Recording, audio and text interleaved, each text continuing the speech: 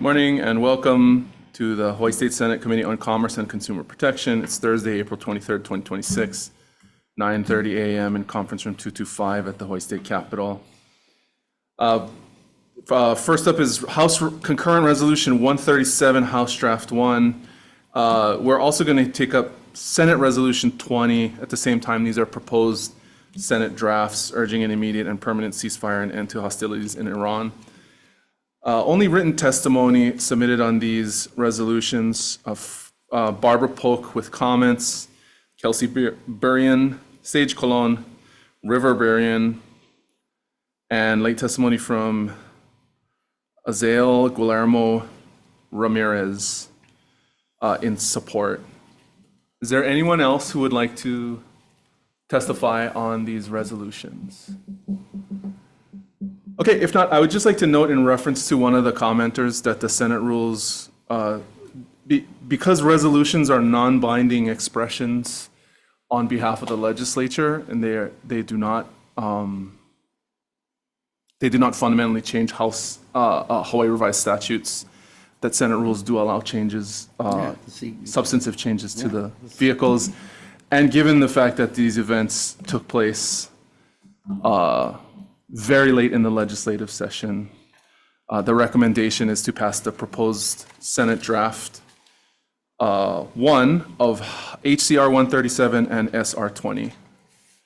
If we're prepared to vote, are there any questions or comments, members? Okay, if not, Vice Chair, passing with an SD1, HCR 137 and SR 20, Chair votes aye. Thank you. Vice Chair also votes aye. Senator Lamasau is excused. Senator McKelvey? Yes. Senator Awal? Aye. Your recommendation is adopted. Thank you. We'll adjourn this.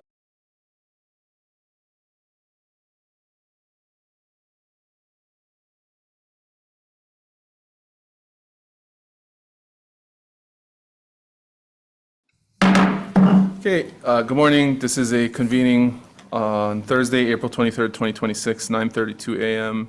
in Conference Room 225 at the Hawaii State Capitol. This is a reconvening to reconsider previous decisions on House Concurrent Resolution 202, House Draft 2, establishing a legislative task force on Hawaii's future energy pathways to examine strategies to maximize cost savings while minimizing risk to ratepayers over the next 3 decades and achieving the state's energy goals and producing affordable, reliable, resilient, and decarbonized energy.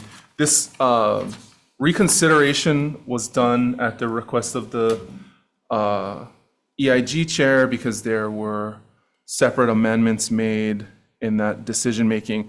Members, since the decision-making took place, we've received further testimony from the community around the PUC's participation in a convening like this and the potential for it being construed as an ex parte convening on items that they might later be asked to take up on a docket.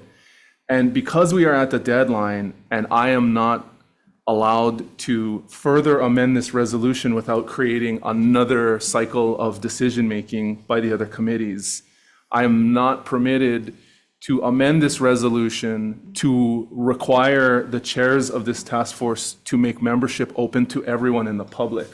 That is not a requirement in this resolution, so you could construe the resolution as creating a closed task force. There already is a House resolution proposing a similar convening. I have conferred with the introducer of that House resolution, so the recommendation on this concurrent resolution will be to defer. Okay. Yeah, just wait for the House one coming. There are no comments. We're adjourned.